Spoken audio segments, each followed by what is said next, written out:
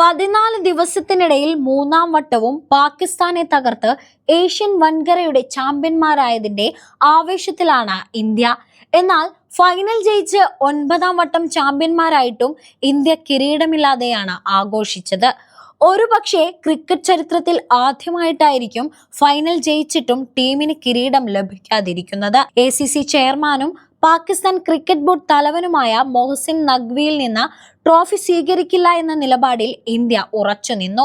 വിജയിച്ച ടീമിന് ട്രോഫി കൈമാറുക താനായിരിക്കുമെന്ന് പാകിസ്ഥാൻ ആഭ്യന്തരമന്ത്രി കൂടിയായ നഖ്വി വ്യക്തമാക്കിയതോടെ ഇന്ത്യ ട്രോഫി വേണ്ടെന്ന് വെച്ചു. പാകിസ്ഥാനെതിരെ ഇന്ത്യൻ താരങ്ങൾ ഹസ്തദാനം നൽകാതിരുന്ന സംഭവത്തിൽ ഇന്ത്യക്കെതിരെ ICCയിൽ പരാതി നൽകിയത് നഖ്വിയാണ്.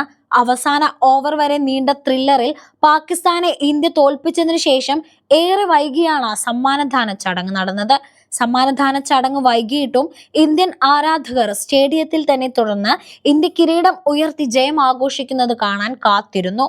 സമ്മാനദാന ചടങ്ങിൽ സംസാരിക്കാനെത്തിയ പാകിസ്ഥാൻ ക്യാപ്റ്റൻ സൽമാൻ അലിക്ക് നേരെ ഇന്ത്യൻ ആരാധകർ കൂവുകയും ചെയ്തു. സമ്മാനദാന ചടങ്ങിന്റെ സമയം നഖ്വിയിൽ നിന്ന് 15 അടിയോളം മാറി നിന്ന ഇന്ത്യൻ താരങ്ങൾ ട്രോഫി സ്വീകരിക്കാൻ മുന്നോട്ട് വന്നില്ല. നഖ്വിയെ കണ്ടതോടെ ഇന്ത്യൻ ആരാധകർ ഗാലറിയിൽ നിന്ന് ഭാരത് മാതാ കീ ജയ് വിളിക്കുകയും ചെയ്തു. കിരീടവും മെഡലുകളും തിരിച്ചു നൽകണമെന്ന് BCCI secretary Devjith Pakistan cricket board തലവൻ മൊഹസിൻ നഖ്വിയോട് നിർദ്ദേശിച്ചു.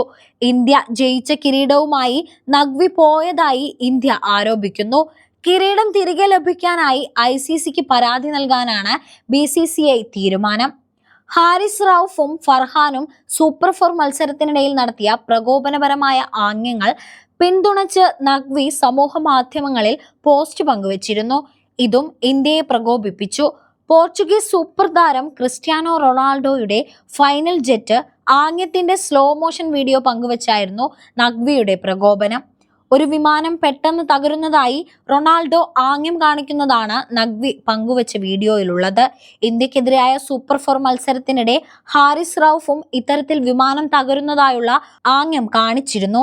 ഇതിന് ഫൈനലിൽ ബുംറ മറുപടി നൽകുകയും ചെയ്തു.